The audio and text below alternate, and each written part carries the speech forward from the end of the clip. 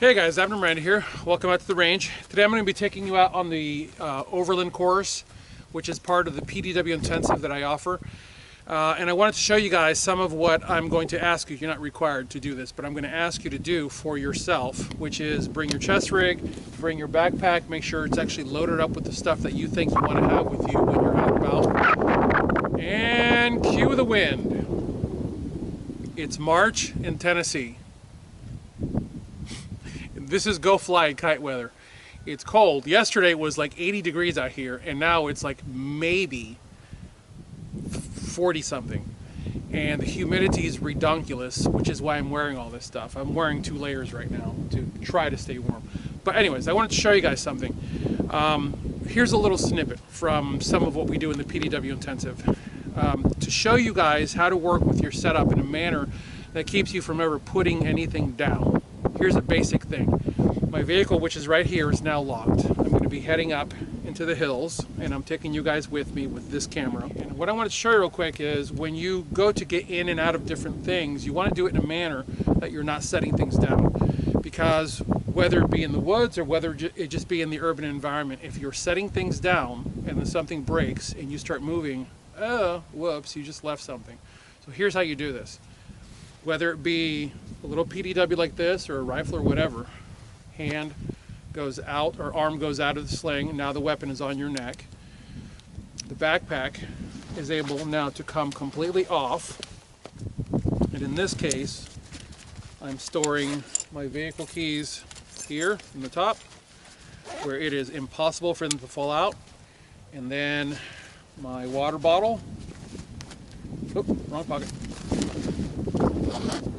The water bottle goes into this pocket, or I can externally strap it right here to the outside of the bag. But in this case, I'm going to put it into the bag, and I know that it's closed. I checked it. I know that that bottle seals properly because that's the bottle that I use every single day, so I know I can trust it. Bag goes back on. I go to strap it, but I have to remember to go under the sling. And then arm goes back in. And the reason for this is everything has been put on in layers. The first thing that came on was the chest rig. Then the next thing that went on was the backpack. Then the last thing that goes on is the weapon. Here's why. The weapon must have full travel. I must be able to put the weapon in storage mode. And you'll notice where it parks right there on the side, and it'll stay there all day long if I wanted to. And it's stuck to me, and this weapon fully loaded is well under 3 pounds. So it's very capable. That's roughly an 80-yard shot, and you saw I hit it 3 times to prove that that wasn't just a fluke. It's very easy to do. Oh, I need to address this. The sun is out. I don't like wearing sunblock, so I wear my head buff and I run it up there to about my nose. And whenever I'm talking to you guys, I pull it down because this is a big deal, guys. If you are wearing a face covering and you're allowing yourself to be on camera with a full face covering, you are begging to have your video and audio feeds being altered, and people can make you say whatever they want. So think about that. That is seriously steep. The vehicle is way out there. There's their first target.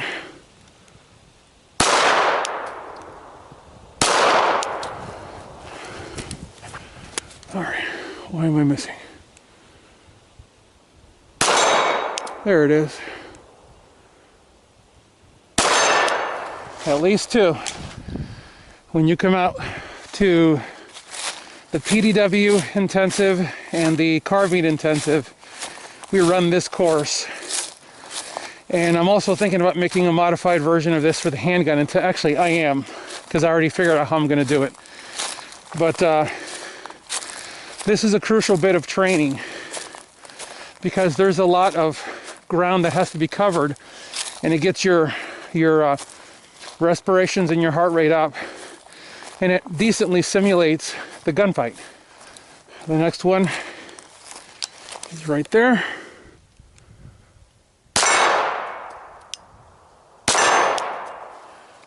Moving on. That's the target that I just hit from over there through the trees. But here's the deal. If we're walking along and I say contact right, same exact target, different position. Now it's turn, and you can either hit it with your PDW, or it can be PDW and then handgun, and then follow through. And here's what I want you to understand about what we're doing here. This is not, look, we're walking through the woods. This is, we're making our way through an environment where we have to find a threat and avoid everything else. Like, for example, there's a target through the trees right here in front of me. See all this stuff around here, all these little trees, this immediate bunch of bushes. Clearly you're not going to be able to avoid that. But there's easily, between us and that target, is easily 30 trees. Some of them, you know, they're about that big around, some of them are like that. But there are 30 different things that I have to avoid. So right through here is where I've got to get my shot.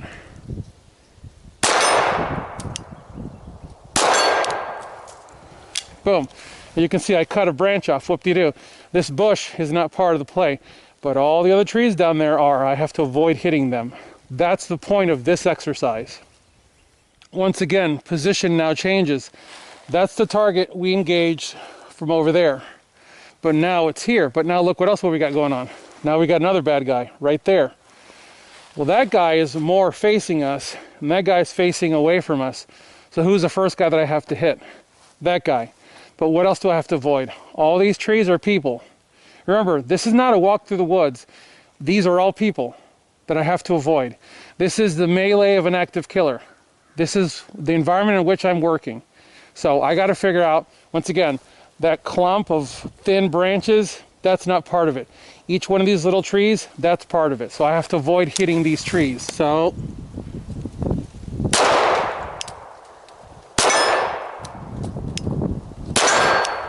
now I got to try to hit that thing, which means I got to move to avoid that tree. And right now I'm squatting. And that's an angled shot too. That plate is turned not like this, but like this. So I'm having to skip around past it. Let's see if I can get another one on it. Good. All right, keep moving. All right, so now as I'm moving along, I can tell just by holding this mag. This is a 27 round PMag GL927 from Magpul. I can tell this thing is darn near empty. I can tell because of just giving it a wobble that all that weight is up here. And look at that, I got one round left. So it's 1 and 1, right? I don't need this if I find my next fight. So now this mag gets swapped for a fully loaded 21. So now I'm 22, I'm ready to go. This mag is gonna go not into my chest rig. Let's say that I actually drew something out of this chest rig. So I've got a vacant slot. Would I actually want to put a mag with 1 round left in it back in the chest rig? No. I also don't want to put it back in my pocket. My mags go in my back pockets. I don't want to put it back there because guess what? That's where I draw mags from. That's where my right hand automatically reverts to. My first draw is always from my right rear blue jeans pocket. My pockets are sewn right down the middle so that 21 rounders slide in and stay upright and locked in at all times. So where do I put this mag? I put this mag in a front pocket. Jam it down in the front pocket. I still have 1 round left in it. So it has some value to me. So I don't want to just chuck it into the backpack or whatever. Or if I'm wearing a hoodie, by the way, your hoodie is a field expedient dump pouch. Dump it right into the hoodie. Ah, just made your day, didn't I? And yeah, I have done that in training. And instructors have gone, I'm like, dude, field expedient dump pouch. And then they go, okay, really can't argue with that. That's legit. All right, this here is a challenge. No joke, this is a challenge. There's a target way out there at 100, right where my hand is pointing. I don't know if the camera's gonna pick it up, which is why I'm moving back and forth. You can see it way past the trees. Dude, really? I don't even know if I can actually get a handgun round out there cleanly. But this one here, 60, 60-ish, 50-ish. We'll try that.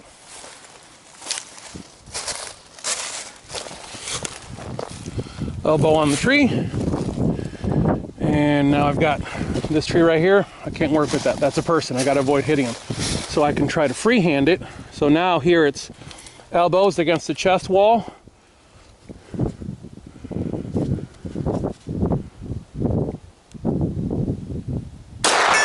Oh, yeah. Righteous. Dude, that's not bad. The funny thing is, this optic has a 50-yard zero from the class at Tactical Defense Institute.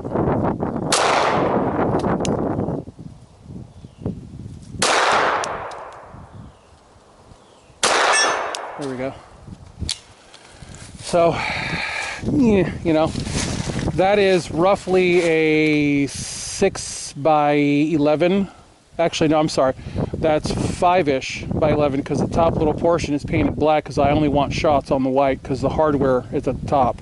So I only want shots on the white. So that is roughly a, it's 5.90 by about 10. That's it, yeah. 5.90 wide by about 10 or so, which really is the central part of a man's chest or the central part of a man's neck and head area. So that's a headshot with a handgun, PDW, from 50 or 60 yards. That's good. That shot down there, man, I don't even know if I want to try that. That's out there. That is out there. You know what? For absolute kicks and giggles, let's try that.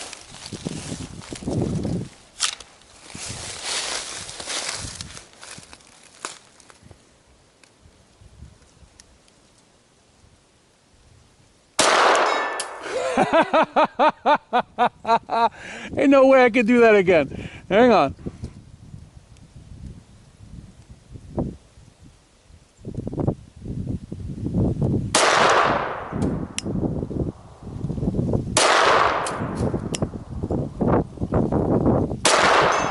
Wow. Yeah, I was impressed by that too. All right, once again, working this environment.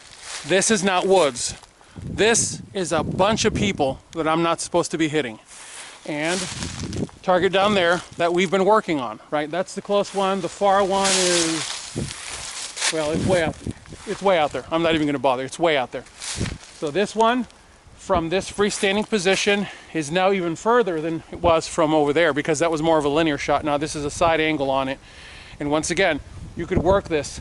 The beauty of this is you have enough space here to do standing, kneeling, prone on just that one target alone. But I'm actually going to make sure that I load this area up with handgun capable targets. I've got a way more handgun capable targets than I do rifle targets. So I will make sure that for PDW and PDW intensive and handgun intensive, I load this area up with handgun targets for you guys. Got one there.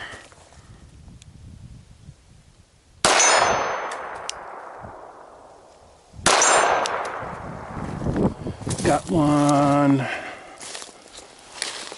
down there. Got to squat a little bit to get that.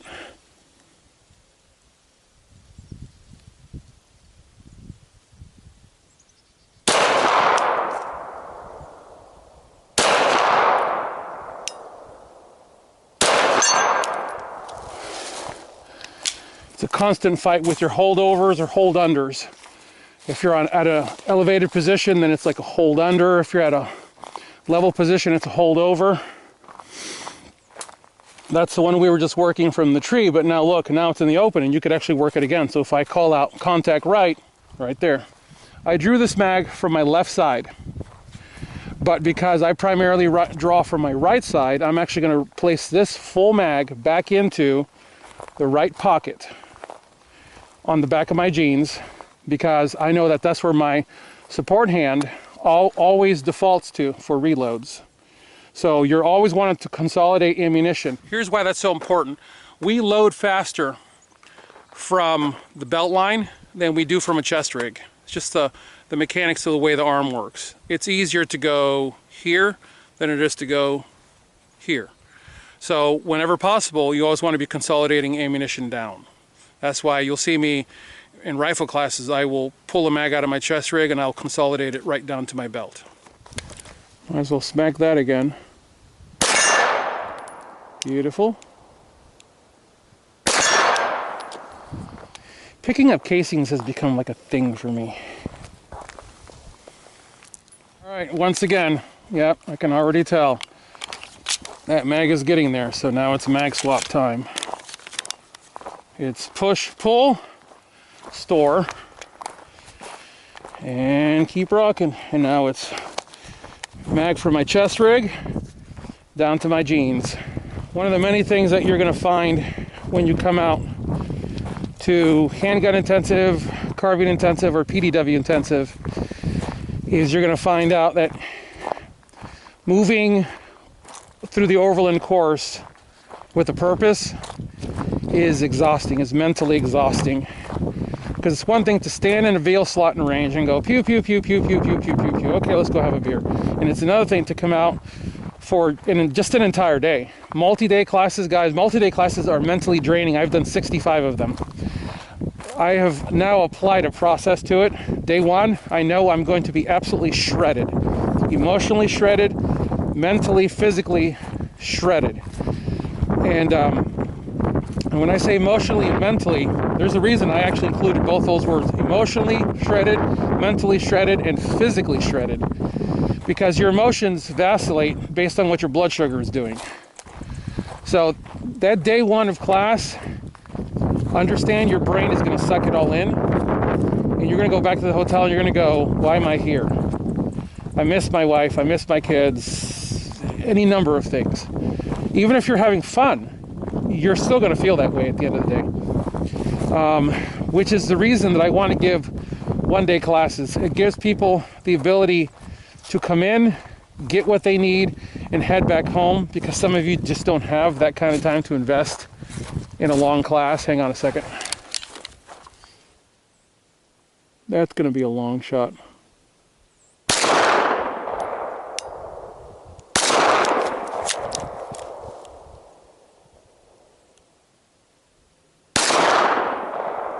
Can't tell where that's hitting.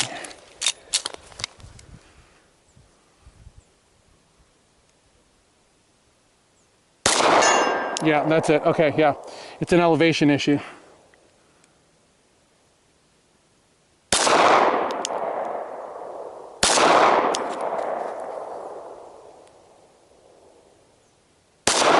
Yeah, it's elevation. From this position, I'm way over the top of that.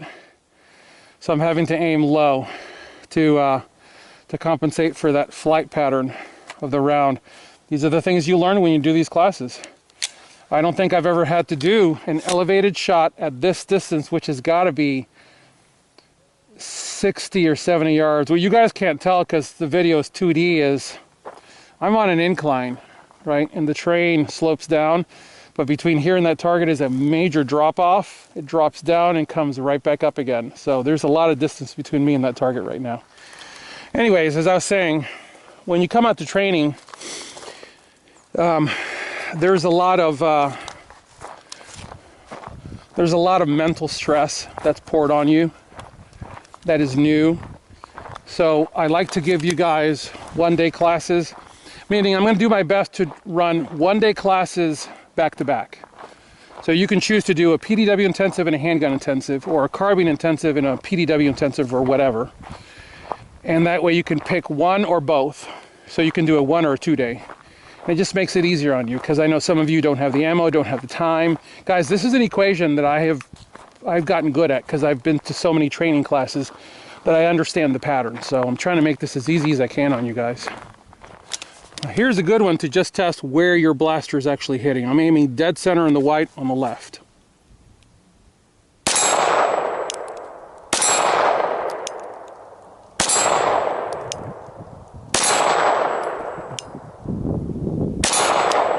That's hitting roughly where I'm aiming. So yeah, so that's working.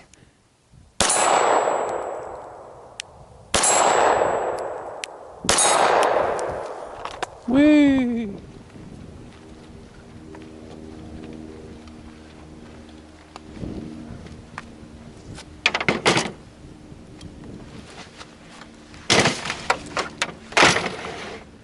Well guys, there you go. When you come out to PDW Intensive, you're going to have an opportunity to try things with your blaster that you've probably never done before. We're going to do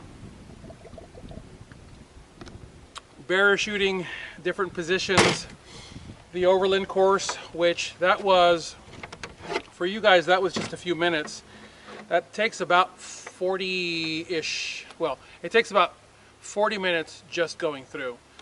And it will take probably well over an hour for 4 to 6 of us to go through and have all the talking points. So guys, that area back there is an entire block of instruction unto itself, because it's not about being in the woods.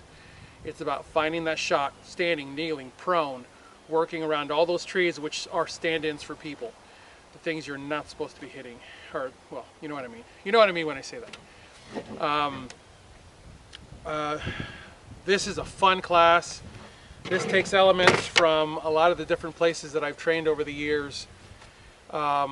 Primarily that is an homage to the folks at Tactical Defense Institute, where they take you through the jungle course.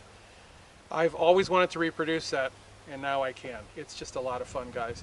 It teaches you a whole new level of yourself. And the really fun thing is when you finally get back here and you take your bag off, you're like, wow. 2 things are going to come from that. The first one's going to be, that's not bad. Or the second one's going to be, I got to lighten that load. Because this chest rig, for me, is always in that bag. Water, food, medical, weapon. It's not to mention my EDC stuff. I mean, like, for real, this is my writing tablet, this is my iPad, these are my business cards, reading glasses, basic boo-boo kit, paperwork for all my short-barreled rifles, batteries for optics and the toboggan caps that I wear that have the LEDs, the extra batteries for my hearing protection. And guys, that's just this pocket, and I haven't even reached the bottom of this pocket yet. Then extra Glock 17,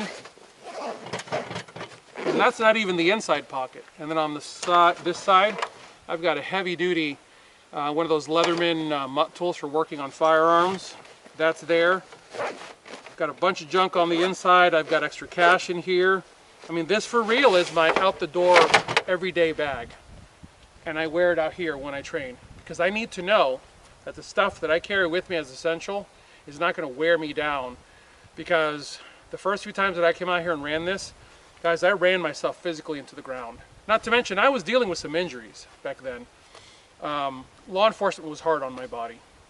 So I was dealing with some joint injuries when I was still coming out here and just working it, because, guys, it's getting worse in America. You guys have heard me say this before in a video about this setup right here, that eventually something bad enough is going to happen in America that this is going to become an extremely viable option. We are rapidly getting there in America. So if you've got a pistol caliber carbine, a PDW, come out and train with it, because I want you to learn what you can do with that weapon, whether it be up close or at long shot or long ranges. As always, I thank you guys for watching.